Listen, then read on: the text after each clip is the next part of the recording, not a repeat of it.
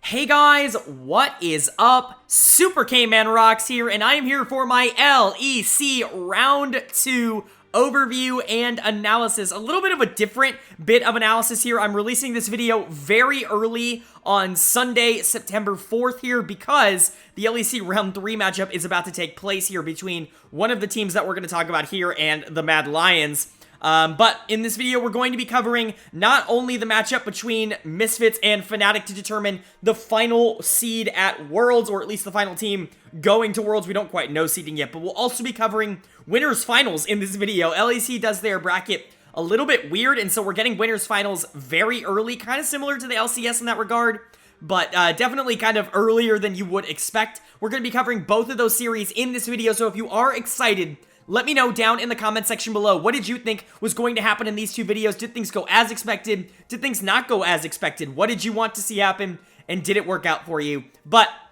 let's not waste too much time. We've got two series to get into today, as well as previewing one more at the end. So let's go ahead and jump right into our first round 2 series here, and that is going to be the matchup for the final seed at Worlds. It is the first of the quote-unquote losers bracket matchups, I guess, aside from Fnatic Excel that took place in round 1, as we have the number 4 seeded Misfits Gaming taking on the number 5 seeded Fnatic team.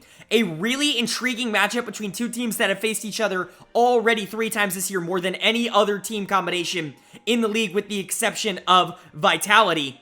And Excel also playing 3 times, as they also played in a tiebreaker. But these two obviously being pretty fierce rivals for quite a long time. Maybe not always at the top, because Misfits hasn't quite stayed up there with Fnatic. But there was definitely a time where they were the 2 best organizations in Europe. And it's crazy to see them now duking it out for the final world spot in Misfits last season. You really hope a team like that can write the story and get to Worlds in their final season as an LEC org. But it's Fnatic. They're historic, and they're really underperforming. They're kind of surging at the right time at the moment, and there really could be a case where that, Fnatic team that very well could have been the favorites to win the LEC are going to Worlds. Not like anybody anticipated, but still getting there in the first place, which is a good thing. But we're going to have to wait and see how that happens. If you want to see my full preview for this series and for the series later, you can check out my round 1 video. That's going to be linked up in the iCard now. But without further ado, let's go ahead and jump right into our game number 1.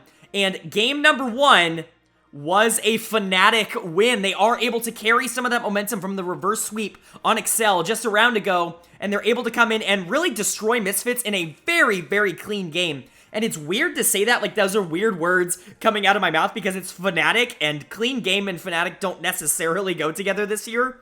But it really was. It was pretty clean. There were a few mistakes towards the mid game, just people caught out when they didn't really need to be. But at the end of the day, those didn't matter in the grand scheme of things. Really, VTO on the Akali was really the only one getting any gold because of it.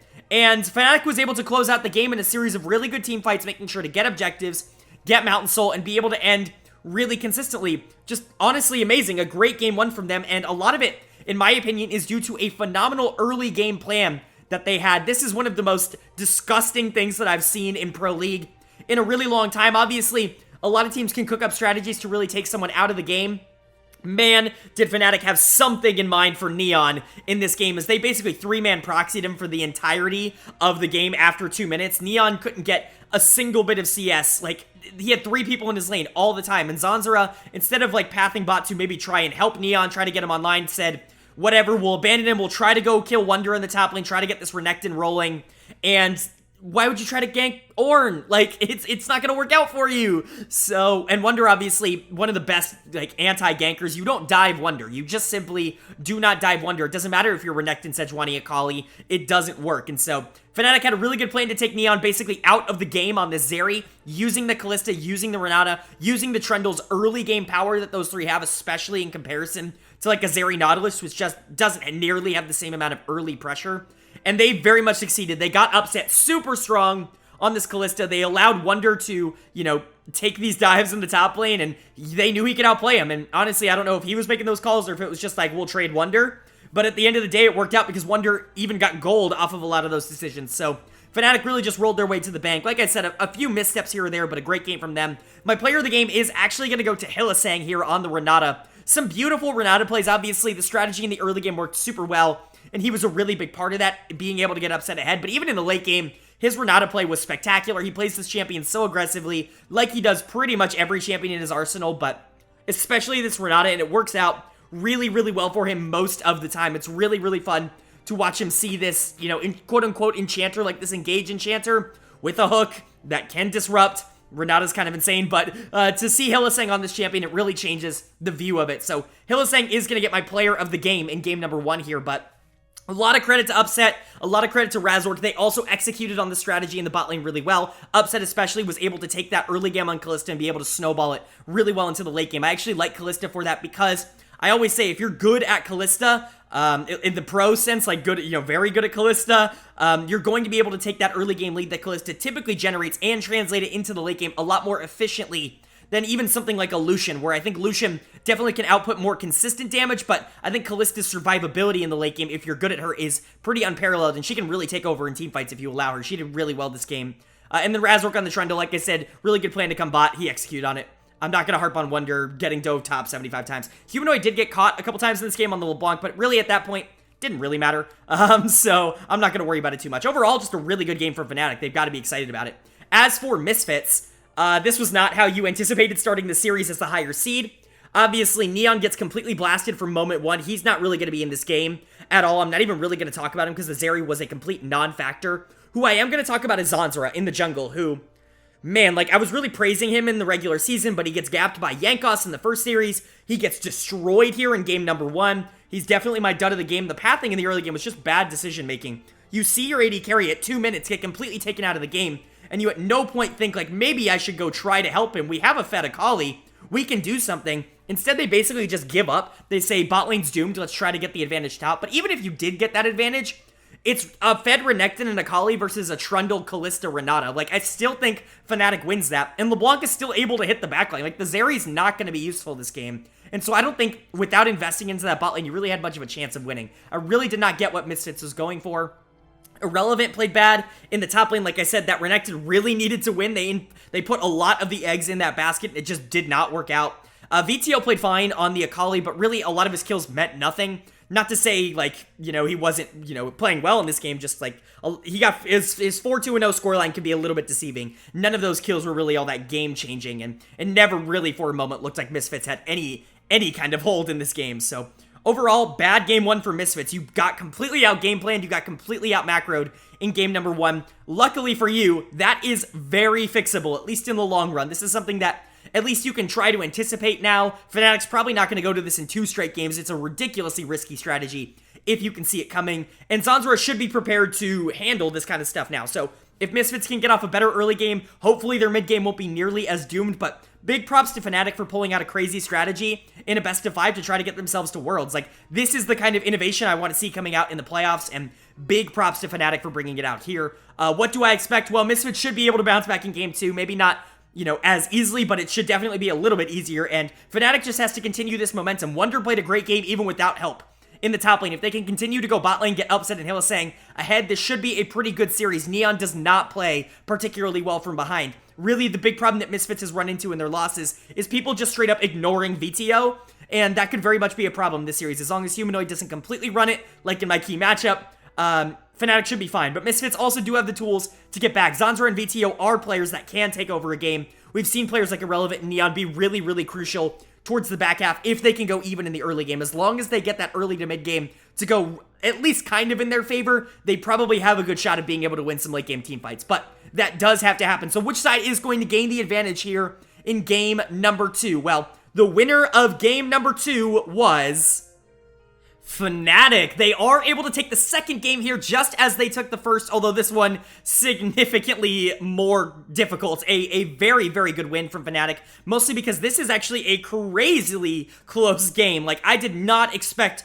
Misfits to bounce back like this in game number 2, especially with this draft. Some really interesting choices. I'll just talk about it now. The Soraka coming out in the support position. This is a pick that I have talked about significantly on my channel. I feel like I'm definitely getting vindicated in the playoffs so far, because not only are we seeing an increase in Janna, we're seeing an increase in Soraka. 2 of the picks that I was just blasting from the chambers that I didn't understand why they weren't being picked when things like Lulu and things like Yuumi weren't available in the draft. Soraka fills a relatively similar role and can allow you to do a lot of interesting things in lane. I understand she is exploitable, but so are the others. And so I didn't understand why picks like Janna, Soraka were not getting the play, you know, at least as secondary, like, picks outside of the Lulu, outside of the Yuumi. And here we are, we have Mursa bringing out the Soraka here, and we'll get to him later, but he was like the saving grace for Misfits in this game. Fnatic played the early game really well. You have to give them a lot of credit. Big shout out to Razork, who, honestly, I've talked about consistently, has been a little bit underperforming for Fnatic this year, at least with expectations. He's probably performing just as well as he did on Misfits last year, but the expectations for Fnatic were significantly higher than what he was doing on Misfits, so definitely a little bit of a different bar, but he's just been not what they needed for most of the year. He was dominant in their series against Excel. He was the player of the series in that. Very, very good and very important in their, to get them to this point. And then he had another really good early game on the Poppy here. Obviously, a little bit of flaws, allowed VTO to get around on the map, and definitely allowed Neon just a tad bit too much gold, but a lot of that was Mursa. In the end, though, Razork really makes up for it by having a phenomenal endgame here on the Poppy, basically stopping the Taliyah from doing any damage towards the back half of these fights, and allowing Upset the opportunity to be able to carry the late game here. Obviously, Zeri versus Sivir is a handshake we're seeing all the time in every region. I talk about it all the time on this channel, but Sivir does scale technically better. If they're relatively even, Sivir should theoretically be the one that does more damage in a team fight so long as the Zeri isn't able to completely outperform, and that was the case here, so much so that Upset is actually going to get my player of the game in game number 2. I think a lot of people are going to give it to Razork because of the great plays that he made on VTO in the late game, really being able to outpath Zanzara in the early game, but there were just some moments where I think he allowed a little bit too much in the early game that I personally don't think was perfect. Upset was nearly perfect in this game. It is actually crazy how good Upset is. Like, I think we almost lose sight of it because Fnatic has had their struggles this year. His mechanical skill matches any AD carry in the West. Period. End of story. Like, there's almost no ADC in the West, like, including Berserker, including Hansama, that I'm taking over Upset. He really is that good, and he proves it day in and day out. Like, the Sivir game here, obviously, he's not perfect in the early game. Hylissang does make a few mistakes and gets caught out in the early game. He settles down towards the back half, but another Renata game, he plays it a little too aggressive here, but that's Hylissang. It's just what he's going to do. He was really important in the late game. I'll get to that, but Upset ends up getting to this 500 CS power spike that you talk about on Sivir all the time, the 4-5 item, unbelievable Sivir that can just delete entire enemy teams, and he gets to that point and he is able to shred through the enemy team in the late game, and really he's the reason they won this game. You could talk about Razork being a really good supportive piece to help Upset get there, but Upset really is the reason that they crossed the finish line, so I gotta give him a lot of credit. And then credit to both Hylissang and Wunder in very similar ways to Game 1, where they were both just very, very great secondary pieces. Even if Misfits did have 3 Infernal Drake, Infernal Soul, you still had Fnatic being able to win those team fights just because of the positioning of a lot of their players, so you gotta give them a lot of credit for that. As for Misfits, definitely a tough loss here. Series isn't over. 2-0 definitely feels like a death sentence in most series, but as we've learned in this year's playoffs, 2-0 is like the start of the series. There have been so many Game 5s and even reverse sweeps, and not just in the LEC, but all across the playoffs, that at this point, when the series goes 0-2, I'm basically expecting to at least go to a Game 5, so Misfits certainly shouldn't count themselves out yet. A lot of people on this team didn't play really that well, even with their good score lines. VTO and Neon, I thought, played well in the early to mid game, but really had a lackluster impact towards the back half of the game. Really, the only person who was playing well towards that back half was Mursa on the Soraka. That Soraka ult almost saved the game for Misfits. If they were able to win that last team fight, they just straight up win the game. And that Soraka ult made it so much closer than it ever needed to be. That champion is so strong in situations like that, but unfortunately, they weren't able to pull it out. Zanzara is going to get my dud of the game again because, again, he was out-jungled by Razork. I really don't think he was all that bad this game. It wasn't nearly the same level that it was in game number 1, but it was a little tough to choose a dud of the game here because I think VTO, Neon, and Mursa were really good at certain parts of the game, and then Irrelevant was just on Ornn, and he did his job. Like, Zanzara, I think, could have made a bigger impact on the series as a Trundle. You were able to get a lot of the objectives, but he wasn't really there for a lot of the mid-game skirmishes, and I definitely take that as a negative for him. So, unfortunately, he's going to get my dud of the game here, even though he really wasn't all that bad. It was just a very close game between two teams that are relatively equal in skill level. At least that's how I perceive them. I know a lot of other people might not see it that way, but that's, I think, how I perceive these two teams. They're very close when they play from even. Fnatic just does a great job of being able to capitalize on the small weaknesses, and really, this is a phenomenal showing for them because they did not lose their mental towards the mid part of this game where they were losing dragons. They were losing pressure at certain points, so gotta give a lot of credit to Fnatic, but like I said, no series is over at 0-2 in these playoffs. Like, anything can come back from this point. So it'll be interesting to see how the rest of this series progresses. Can Fnatic close it out with one of the first sweeps that we've seen in a very long time in the playoffs, or is Misfits going to start extending the series here, giving themselves more of an opportunity to figure Fnatic out, gather momentum, and get to those later games? Well, it all depends on game number 3. And game number 3 was won by Fnatic. They actually are able to win game number 3 here and complete the sweep of Misfits in the playoffs. The sweep is very sweet in this case for Fnatic, but you have to feel a little bit bad for this Misfits gaming team. We'll get to them in a bit. Let's talk about what Fnatic did really right here in game number 3 to set themselves up to qualify for Worlds. They have now officially qualified for the 2022 World Championships. There were so many moments during the summer split where it felt like this team had absolutely no shot to be at the World Championships. But you know what? In the end, they were able to get their mental on right. They were able to win 2 best-of-5s, and they were able to get there. And you got to be proud of this team. Big shout out to Razork, who had a phenomenal game here on Trundle. He's going to get my player of the game in game number 3. Talk about an early game power spike. Like, the Trundle Poppy matchup, I know a lot of people talk about being it Trundle favored. Like, it's very, very Trundle favored because obviously you can steal Poppy stats towards the back half of the game, and the pillar is kind of a problem for Poppy in general. You don't really have a dash for her to stop, but I still think Poppy can be, like, ridiculously useful into pretty much any team comp. Trundle doesn't exactly stop what Poppy does really well. It just, Poppy doesn't also stop what Trundle does well. So it's a little bit more of an even matchup than most Poppy matchups, but I really just think that shows how strong Poppy is generally. And I thought Razork played the early game nearly perfectly here. He got upset so ridiculously fed on this Zeri. He was really able to take over this entire game, and that was really the story of this series, was Razork feeding into upset, feeding into Hylissang, feeding into that bot lane, and making sure that he was in a position to carry these games. And every single time, he definitely came through, whether it was on the Kalista in game 1, the Sivir in the late game of game 2, or the Zeri just all game here in game number 3. Upset came through, Hilly was a great secondary piece, and Razork did a phenomenal job of setting them up here in the early game. A lot of credit to Wunder and Humanoid as well. Humanoid not inting this series, a little bit in game 1, but we're not going to talk about that. Not really inting, and that's all that Humanoid really needs to do. We've talked about this for Fnatic all year long, that Humanoid is a very good player, and he does create a lot of advantages for his team, but sometimes the early game outweighs what he offers towards the mid game because sometimes he's just too far behind to be able to catch up. He gives so much gold over to the enemy mid laner, and in this series, he played a lot more passive, he played a lot more supportive, and I think that unlocked a ton of what Fnatic wanted to do in this series. I expect to see more of that from him moving forward. Hopefully, he can keep that up. And then for Wunder, what an absolute rock in the top lane. Got completely ghosted in game 1. His entire team left him, and he still survived on the Ornn. He gets to play Gwen here in game 3, and he really starts to light up towards the back half of this game. The amount of damage that Gwen can do, even to something like an Ornn when he gets a lead, is absolutely ludicrous, and Wunder was certainly showing that off. Basically, a perfect series here from Fnatic. Obviously, a few flaws, but really not so much.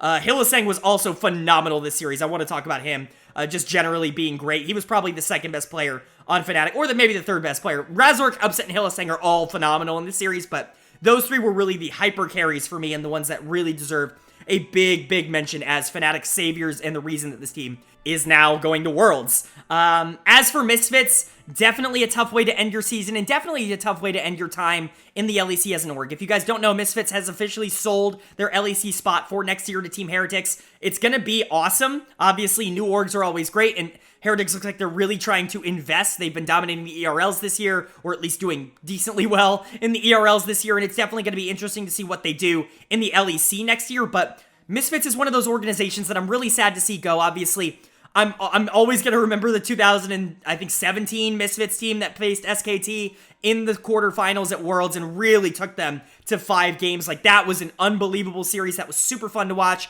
That team's going to live in my head forever. They've been the breeding ground of so much talent that has ended up dominating in the league, whether it is, someone like a Hansama, Alfari was there first, VTO was there. Like, they've been the birthplace of so many good players that I think are going to go on to have unbelievable careers in the LEC. And it's going to be really sad to see them go. They didn't play this game all that well. There's a reason I'm not really talking about their contributions here, because honestly, they didn't really show up in this one. They pull out the Leona in the bot lane, which I think is the complete opposite of what I was excited about in game 2, where they pulled out the Soraka and things started working for him. They go back to this more cookie-cutter generic engager against a Nautilus, and you're just going to get out-pressured there. The Sivir really doesn't engage on that nearly as well as some other AD carries. You go to the Corki in the mid lane. This felt like a team that was trying to play 2021 again, and it isn't 2021, it's 2022. So, unfortunately, they weren't able to win. Zanzra got completely blasted in this series by Razork. Game 1, Game 2, and Game 3, I had him as the dud of the game. Definitely he wasn't as bad as I think that entails, but it certainly was not a good day for Zanzara, and I definitely think that it's a little bit concerning. I don't know how much of this team is going to get picked up by other organizations. I think most of these players definitely played to a point where they should get LEC spots next year. Irrelevant, VTO, Neon, and Mersa, to me, should be locked on an LEC roster this year. They're pretty much all remotely, like, close to top 5 in their role, and they all should be there. I think the only one that you can make that case maybe not for is Irrelevant in the top lane, but everybody else I think is pretty clearly top 5 in their role in the region. They should all have spots, but we'll see if it's all together next year. Unfortunately for them, their season does come to an end here. I think they had Worlds aspirations, but I think they kind of came back crashing down to earth when they realized that, like, we're just not as talented as a team like Fnatic, and that really came to play in this series where Fnatic really just blasted them. So, unfortunately for them, their season is now over. Their organization in the LEC is now over, and we're going to miss them, but hopefully we see these players popping off next year, maybe all in different uniforms, maybe in the same one. It doesn't really matter.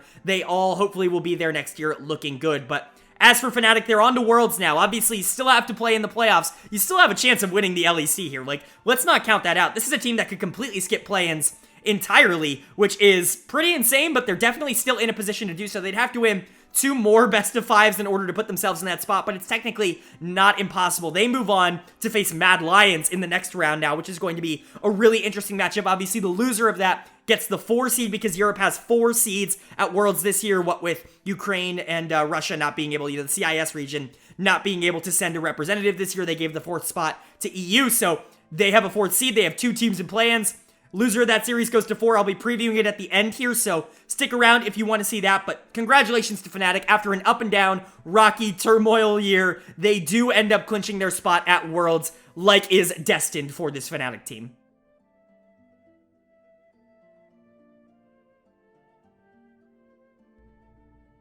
All right, well, that is our first series done in just 3 games. It's kind of a good feeling after talking about 5 so consistently with pretty much every series we've gone over in the last few days on this channel. To have this one done in 3, it's just a weird feeling, but now we have another one to talk about, so maybe we'll get some more here with our Winners Finals. Yes, we're already talking about Winners Finals in the LEC. The way that they do their timings is really, really odd, obviously. A lot of games in between now and finals, but whoever wins is just going to have to take a big old break, and that's okay, I guess. But it is our Winners Finals matchup between our 1 and 2 seeds, our number 1 seeded G2 Esports and our number 2 seeded Rogue team.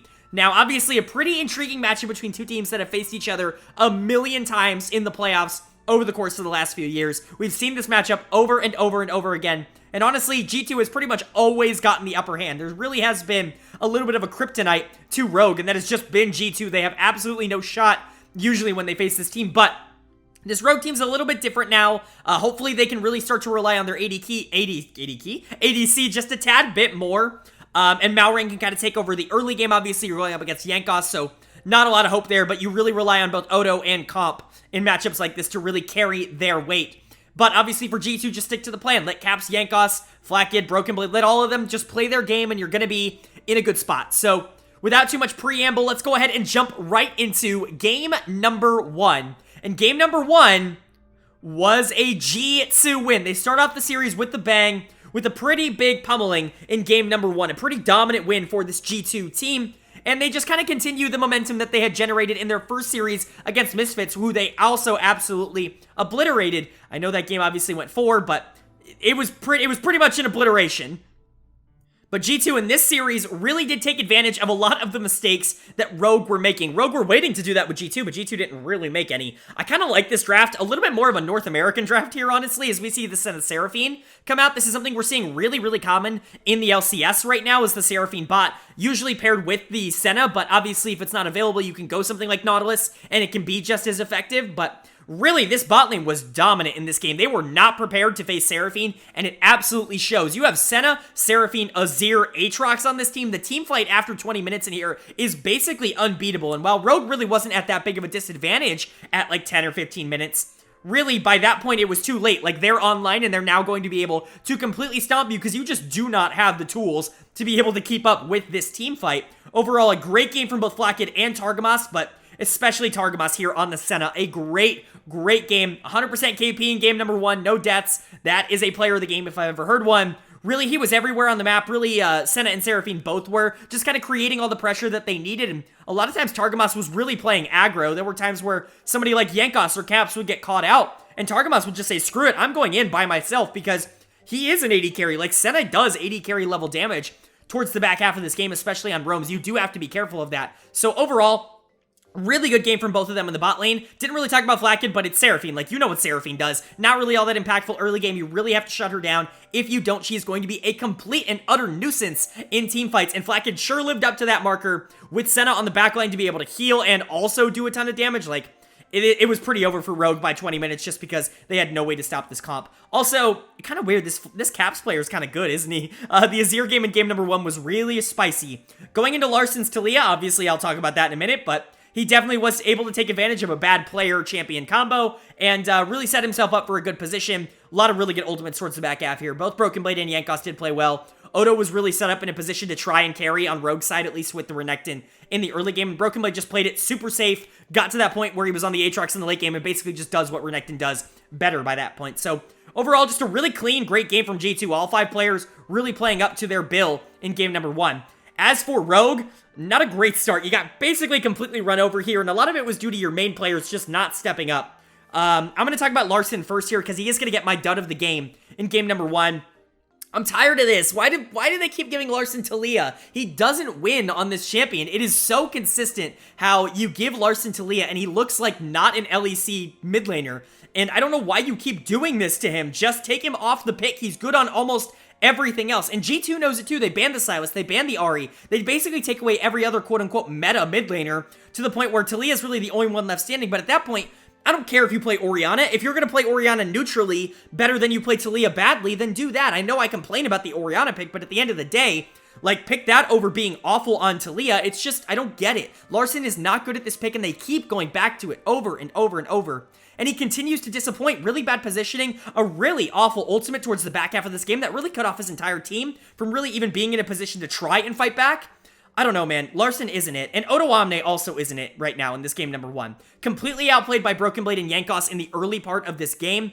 The Renekton really was their only saving grace for trying to get to the late game with a lead, because he's the only one you can really invest in early. Sejuani's not going to be able to outjungle the Jarvan early. The Zeri and the Taliyah aren't going to get online until the same time that the Senna and Seraphine are, and they really have no easy ways of getting on top of them. The Renekton really was who you needed to invest in this game, and you absolutely did not. There was some for Malrang, but it didn't work out. The Renekton basically just became a worse version of the Aatrox by the mid to end game here, so I don't really understand the idea behind any of this for Rogue. Overall, just not a good game 1. Like, this is about as bad as it can get. Comp was literally tickling. Like, he did 0 damage in this game on the Zeri. A lot of people on Reddit freak out anytime Zeri is picked. Well, look what happens when you counter pick Zeri. She does absolutely 0. Like, the Seraphine completely negated it because there wasn't any investment. Larsen and Comp did not play well. Odoamne didn't play well. Malrang really didn't do anything. Shout out to Trimby. He was there on the Lulu. Not like he could do much, but overall, just not a good game from Rogue. You definitely need to see a bounce back here in game number 2. You need to get off of these picks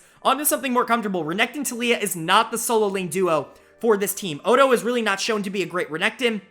Larsen has certainly shown not to be a good Taliyah. You need to get on something maybe oppositely proactive. Give Larsen something proactive in the early to mid game. Give Odoamne something that he can go up against and really scale into the late game to be an insurance policy for Rogue. I definitely think both of those are options, and I just want to see it out of this team. As for G2, just keep doing what you're doing. Clearly, you had a strategy they were not ready for. They were not prepared for that Senna Seraphine. If they're going to give it to you again, you might take it, but hell, like, I just think you clearly have the advantage here just in terms of mental. Use that to your advantage and take care of this Rogue team that clearly is scared to play against you with this draft. So let's see if Rogue can turn that around. Let's see if this was just a little bit of a blip on the radar, or if G2 really does own Rogue. Obviously, even going down 0-2 in these playoffs has really not been a death sentence, but certainly we're going to get a better idea of where these two teams stand after game number 2. And the winner of game number 2 was G2, as they are able to continue their dominance here in this series as they pick up another win here in game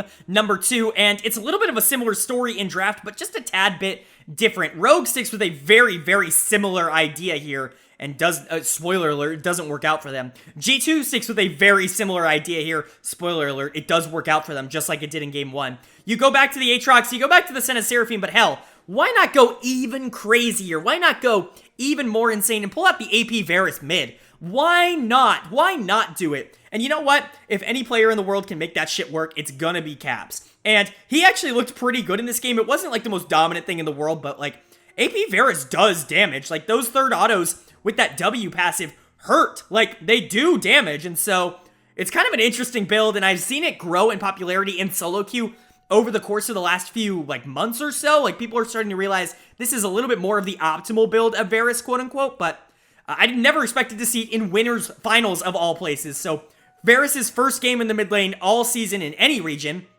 gets played here by Caps, and he's fine. He actually outplays Larssen, I would say, for a considerable amount of this game. Most of that is because his team has significantly more tempo. I wouldn't say Larssen honestly played all that bad here in game 2. You know who played really well again? Targamas. He's my player of the game again here in game number 2. 100% KP, no deaths through the first 2 games on this Senna pick. I mean, they clearly practice this because he is a master at piloting this Senna. He not only is able to take over this bottom lane, really make Comp's life a lot harder in the lane, make sure Fnatic has an easy time being able to scale up to that late game point where he's just unkillable and he makes everybody on the team unkillable, but like, he's able to roam around the map, help out Jankos a lot in the jungle, really make Malrang's life a lot more difficult on that Xin Zhao, who really wants to invest again into that top lane Renekton, and again, it just doesn't work out. Odo, I don't mean to be mean on, I'm not trying to flame here, but it's just not his pick. Renekton is clearly not the Odo pick. Like, Odo's a good player. We've known he's a good player for quite a long time, but this pick clearly just does not work for him. It's a little bit rough overall. That's 2 games in a row now where they pick the Renekton, not really invested as much as they can into him, and he becomes just a worse Aatrox by the late game going into Aatrox, and so I don't really know what to tell you. Odo's going to get my dud of the game here for game number 2.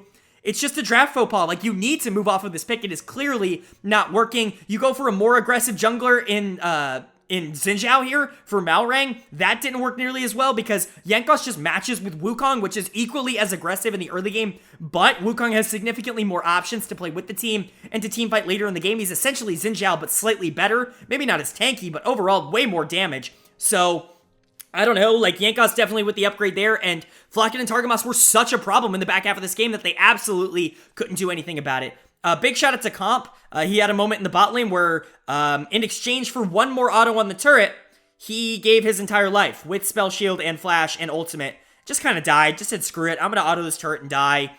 Shout out Comp. I mean, that was a really funny play. You don't really see a lot of pro Sivers make that decision, but, it's winners finals. Go big or go home, I guess, huh? So overall, just a really, really weird game from these two teams. I definitely don't know what to expect from Rogue coming out in game number 3 because ideally, you don't see this again, right? You're not seeing Renekton. You're not seeing Azir. I mean, Azir's fine, but you're not seeing Xin Zhao. It clearly doesn't work. You're getting counterpicked. I want to see the Wukong from Malrang. It's a pick that Rogue has gone to a couple times this year, and it certainly looked like something that they can be proactive on. And I want to see an Ornn, for Christ's sake, in the top lane. You banned it out in this game. Clearly, Odo is not in a position to be playing Renekton right now. Either take the Aatrox or take the Ornn.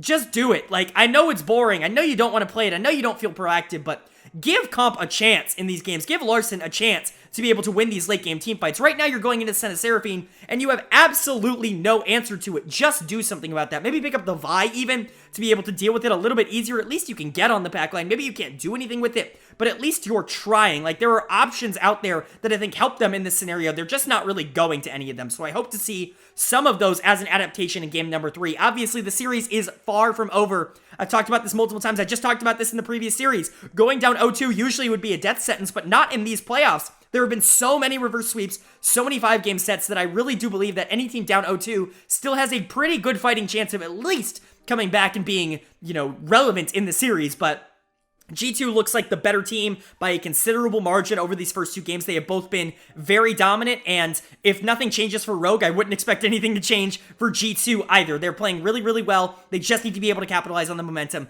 close out the series, and take a nice little trip to Malmo and just be all... You can relax there for a couple of weeks while you wait for your opponent, but who are they going to be able to do that in game number 3? Are you just going to be able to waltz in? Is Rogue just going to let G2 waltz to the finals, or are they going to step up, change their plans a little bit, and really, really give G2 a challenge? Well, game number 3 happened, and game number 3 was won by G2 Esports. They are able to complete the sweep. 2 sweeps in one video. Like, that is very, very rare for the 2022 playoffs, but we do get it here in round 2 of the LEC playoffs.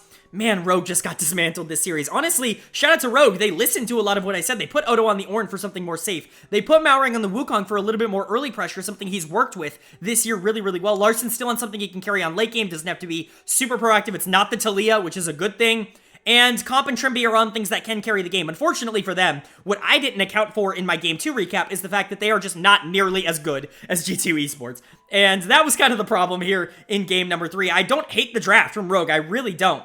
But G2, man, they just freaking obliterated them. Like, this was not a close game, and it's mostly because G2 is just straight up better. You gave Cap Silas. Like, you gave him his best pick. He's the best player in the league. You can't give him his best pick. What are you doing? Cap's a pretty easy player of the game choice in game number 3 here. Completely took over the game on the Silas. He had some Azir ults this game that were literally perfect. Made my jaw drop. To the point where it's just like, that's just Caps. It's what he does. He's the best player in the league, and he proves it every single major playoffs. And so, great game from him. Great game from Flacken and Targamas. No Senna Seraphine this game. They realized they needed to take that away. Hell, they even banned out the AP Varus because they're like, can't deal with that shit again. But they go to the Draven Rakan, and it's like, this is almost worse because now not only do you have to, not only are you going to have to wait for him to get online, but you really have no control over it. Like, if they invest into that bottom lane, that Draven is going to absolutely destroy you. And he did. Trimby can't do anything about it. He can try to block the autos, but it really doesn't do much. He's going to die in 2. So at the end of this game, it really didn't matter. Flacken and Targamas again with a really phenomenal one. Targamas killing his perfect KDA. It is what it is. Unfortunate here, but he has to play an engager. So, whatever. I would have preferred another game of Senna where he just didn't die and got 100% KP, but he had to be the one to try to play the better gameplay move, so whatever. Broken Blade dominated that top lane matchup again. Odo just stood no chance in this series against Broken Blade. It was an absolute, outclassing in the top lane, honestly. Broken Blade was so much better. He gets the Yone here, the ego pick even. Yone is really not all that safe into Ornn. Really, there's not a lot he can do as long as the Ornn plays relatively okay, but he got jungle assistance to the point where he dominated that matchup against the Ornn, and by the late game, Odo was so shaken, he was actively whiffing Ornn ults. And so that's not good, but everybody on G2 looked phenomenal in this game. They're moving on to Grand Finals. They're going to be really excited. Rogue now moves down to losers bracket, which isn't the worst place to be in the world. Obviously, you're still in Worlds. You have guaranteed your spot in Worlds, but technically you have yet to guarantee your spot out of play-ins because at worst, you can still get the 3rd seed if you do not win another series. Obviously, we're going to talk about Mad Lions versus Fnatic in just a bit. We're going to preview that series. Rogue plays the winner of that series, and if they can't beat either of those teams to move on to Grand Finals to play this G2 team again, they're going to have to go through play-ins. Now, that can be a benefit and a curse. It's a little bit of both, depending on what you really want to do. But overall, you definitely want to see this team be able to win a best-of-5 that isn't against Mad Lions, ideally, and move into the finals to be able to hopefully at least show something better against G2 next time. In this game, though, they were not it. Malrang got completely out-jungled this entire series, really had 0 impact. It wasn't really his fault, but he also didn't play well. Odo Omne got completely run over in the top lane. He's my dead of the game again here in game number 3 on the Ornn. Whether he was playing Renekton, whether he was playing Ornn, he was getting punished either way. Larsen had a really bad game 1. From his scoreline, you wouldn't think he played all that bad in this game, but honestly, he missed basically everything. He inted at multiple points in this game number 3. His scoreline is very deceiving. This was not a good game from Larsen on the Azir. And then Comp and Trimby, Comp just made some really stupid errors. He needs to play really safe in this matchup, but even if he doesn't, I don't think it really changes all that much. And then poor Trimby never really had an opportunity to do anything. He really didn't int at all in this series. He just had to play with 4 clowns. So unfortunately for Rogue, they definitely are still in playoffs, and they definitely still have a chance to theoretically hoist the LEC title. It's just going to be a little bit more difficult now. You've got to win an extra series to get there. But their playoff hopes and their first or second seed at Worlds dreams are not dead quite yet. As for G2, they have guaranteed themselves no play-ins because at the very worst, they're in the top 2. They're in finals. They either win it and go as the 1 seed, they lose it, they go as the 2 seed. So they are guaranteed to be in the group stage at Worlds, which is pretty good for this G2 team. I think I've been talking about it for a while. They're pretty clearly the best team in the LEC right now. I don't really expect any other team to be able to compete with them. Their thorough dismantling of this Rogue team just gives me even more confidence in this team. When they are on, they are very good. This could be a scary team at Worlds for a lot of Eastern teams that maybe aren't anticipating them to be nearly as good as they are. They're really, really coming together at the right time. Caps, Broken Blade, they're both starting to play great. Targamas, who's my player of the series here against Rogue, is really starting to step up. Somebody that I think has been an X factor for G2 all year. If Flocket and Yankos can really be those guys, can step up on the world stage, this could be a very, very dangerous team come Worlds time.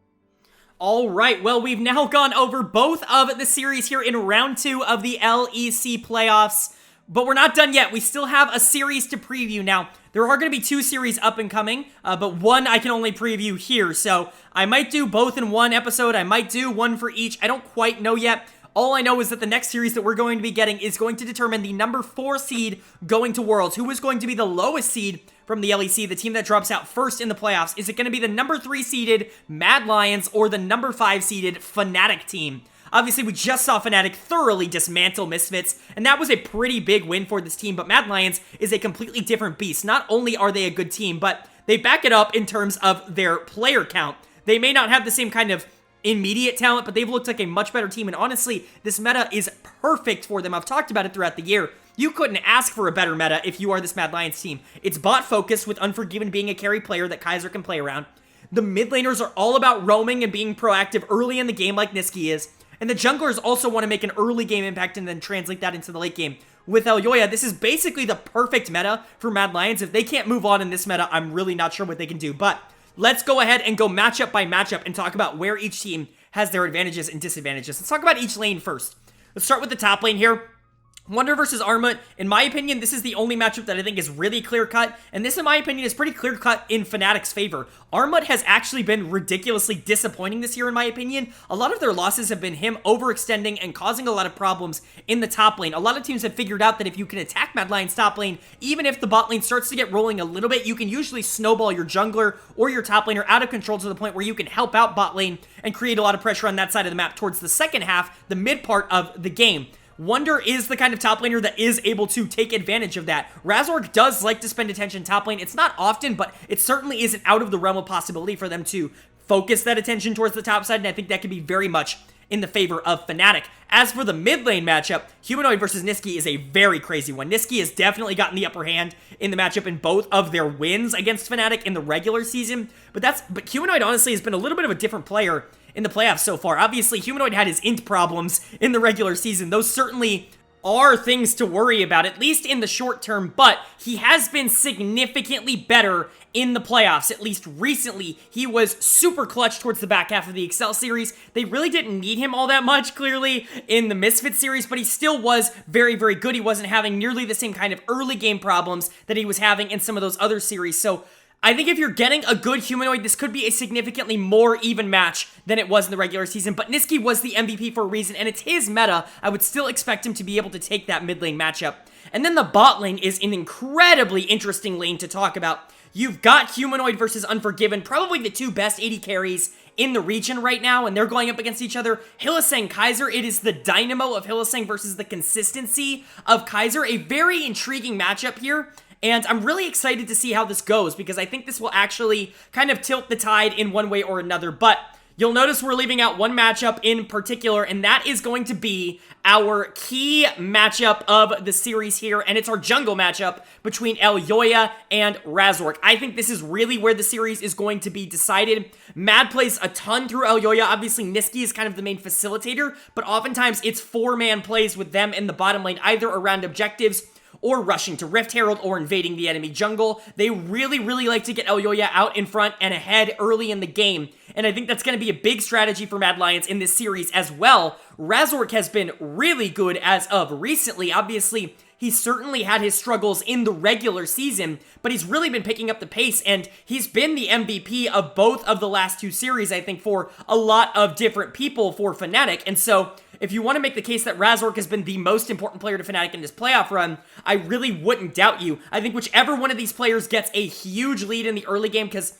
both of these teams really like to snowball out of control, I think that's really going to set up all of the lanes to be able to follow, whether it's Humanoid and Niski in the mid lane following whoever the winning matchup is, or even the bot laners really having that chance to fight around objectives and be first to macro plays and really just get their advantages in that way.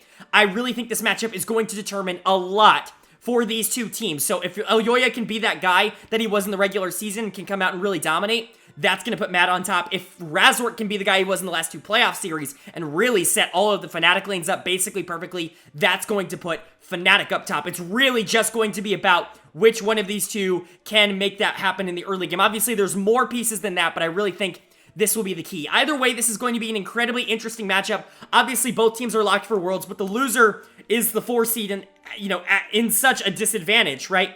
Obviously, I don't know how the seeding is going to work for the play-in stages. It's going to be different than last year because we're going to have a full group. I believe we're going back to groups of 3, but either way, that might mean that you don't get to be in a group without a top seed as the 4 seed, and that's not good. It really puts you in an awkward position at that point if you have to be in a group with Live Sandbox or something like that, or not Live Sandbox, DRX, the team that came out of the LCK. That automatically puts you at a significant disadvantage. You don't want to be put in that spot. So this series is absolutely huge, and I really genuinely could see both teams taking it if they're on their good days.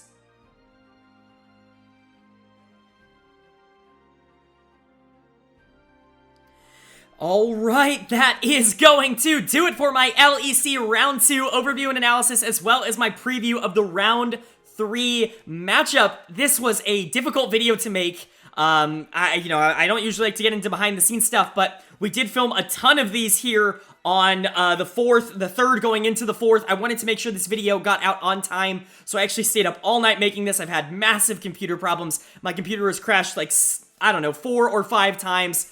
I'd really appreciate it if you guys left a like on this one. I really, I try not to pander too much towards the back half of these videos. I know I ask for likes and stuff, but I really try not to sit here and be like, please, please like, but like, holy crap, was this video like a nightmare to make. It's almost 7 in the morning as of time of filming this, my time, but I should be able to get this out. And I hope you guys enjoyed it. Let me give my prediction real fast on Mad Lions versus Fnatic. I think if I had to guess between the two teams, I would favor Mad Lions just a tad bit, like just a tad bit. I think I usually give like a 2-game kind of leeway here. And I think my 2-game leeway here is going to be Mad in 5 and Fnatic in 5. I think that's the stretch. It really is a super even matchup that I think I just narrowly give to Mad Lions because of the consistency that they had in the regular season. I think if Niski shows up, if Elyoya can win the jungle matchup, which he should, he's one of the few junglers that I think is genuinely just more talented than Razork. I think Mad Lions should be able to get an advantage in the series. But if Fnatic were to take it, honestly, in a relatively clean fashion, I certainly wouldn't be surprised. This is a team that has the talent to be the #1 team in the league. So if they do show up and actively do it, congrats to them. But there it is. That's the video. I really do hope you guys enjoyed. Like I said, leave a like. Let me know down in the comment section below what you guys think of the Mad Fnatic series. Who do you think is going to be winning that one? Who do you guys have favored? And who do you think the key matchup is? Let me know all of that down in the comment section below. But with all that being said, I hope you all are having a great day. I hope you continue to have a great day. And I will see you all later.